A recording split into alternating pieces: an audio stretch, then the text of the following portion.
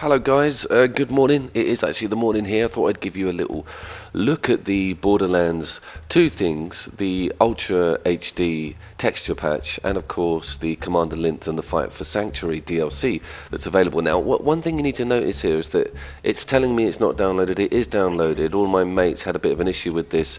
It's actually inside the map travel node. You'll see it. It's called Fight for Sanctuary. It's at the top. So just try and work your way around that. You download everything and it says it's not downloaded. I just don't think that main screen is talking to the PlayStation Store, all that sort of weird stuff.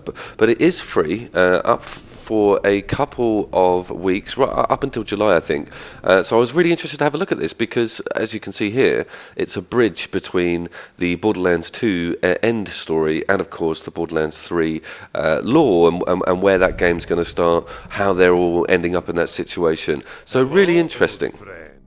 Been a while, hasn't it? I bet you're wondering what became of our Vault Hunters. Let me tell you a story. So you're treated to a cutscene.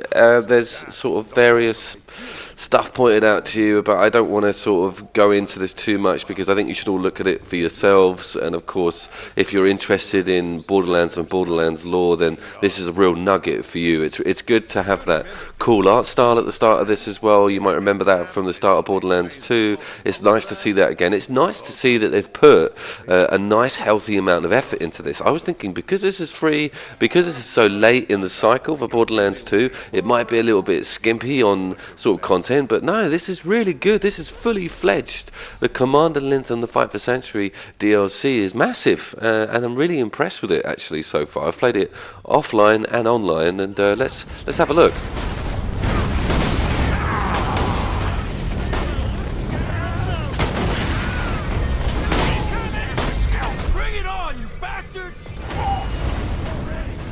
So there was a little bit of a learning curve for me because it's been a long time since I've actually played this game on a higher level. I'm normally playing with people who've not played it before or just mucking around on co-op and not really going for high-end enemies, so I'm level 35. By the way, it scales you to level 30 if you're not level 30 if you want to try this out, but I recommend finishing the game and getting level 30 before looking at this, as you saw with that spoiler stuff. But yeah, you're just swamped with like enemy soldiers, really cool Pandora soldiers as well, so I enjoyed that. And then I was thinking it's going to just reskin a normal area of Borderlands, but it hasn't. It's given us this new sort of semi-hub map that you're going to sort of activate, and I love all this foliage and all this cool plants that are sort of taken over. Day of the Triffid style, almost Little Shop of the Horrors colour palette used here. Very cool, really awesome. And the villain is actually very interesting. I like him. He's quite sinister. He's cool. He's like a commander. He's pretty nice and evil, you know. Let's look at the enemies they have had.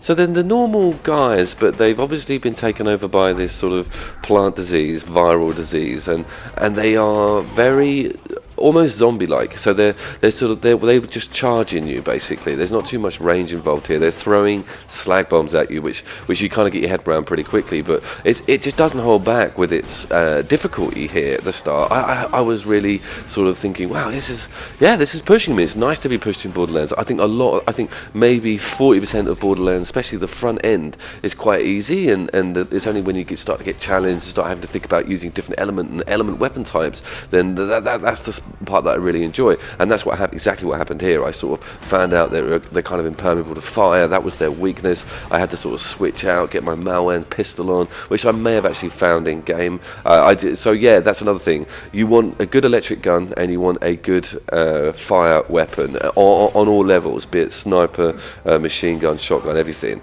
And I say electric because you're also introduced pretty shortly to some enemy soldiers that are not buggering around with their shields. They've got really powerful shields. But then you're introduced to this guy who is, of course, in true Borderlands style, hilarious.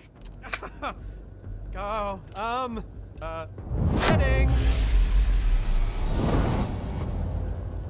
So Vaughn has got quite an interesting backstory. I'm not going to go into it too much, but the premise is he's got a bunch of mates out there. Everything needs to be pulled together.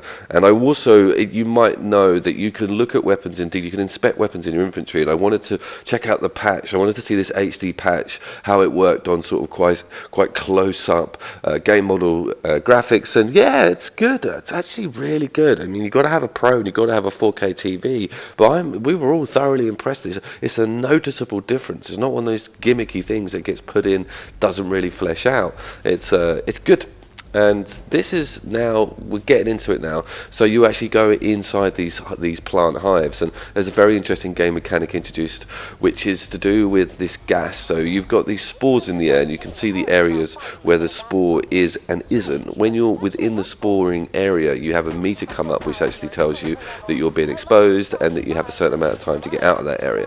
During the time of the exposure, so prior to you getting harmed by the gas, which is quite a while, let's say 20 seconds, you actually deal a higher damage rate, which is a great idea.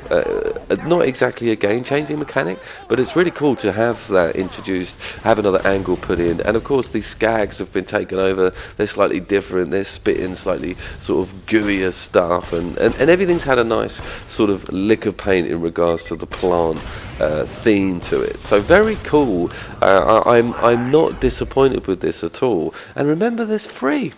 It's free, and look how cool it looks.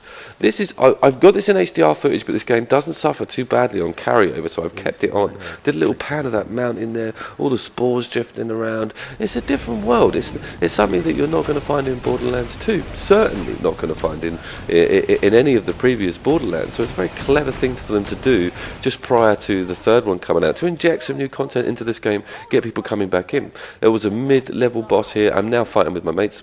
They loved it as well. Everyone was like, oh, it's so great to be back into Borderlands, but for me, I have literally exhausted every piece of Borderlands 2 content to the hilt. You wouldn't believe it. Like, there is nothing left for me, absolutely nothing left to me. I haven't 100%ed it on trophies, but I was so looking for something more to get my teeth into, and this totally delivered it for me. And also, it's cool to be introduced to some Borderlands 1 characters.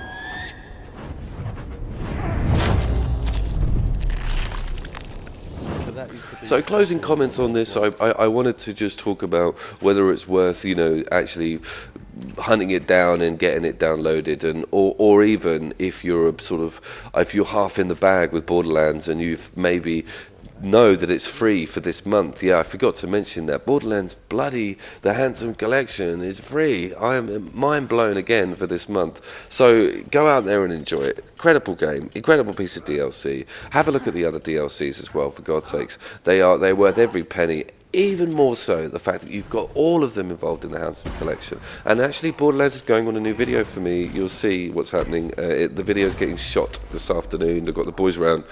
So yeah, enjoy that. It's obviously another couch co-op. It's probably one of my biggest. So I will see you down there, guys. Thank you very much, and take care.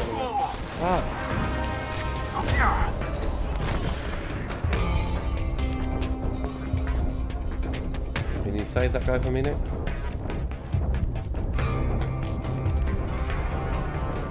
I'm not going to do it. I am.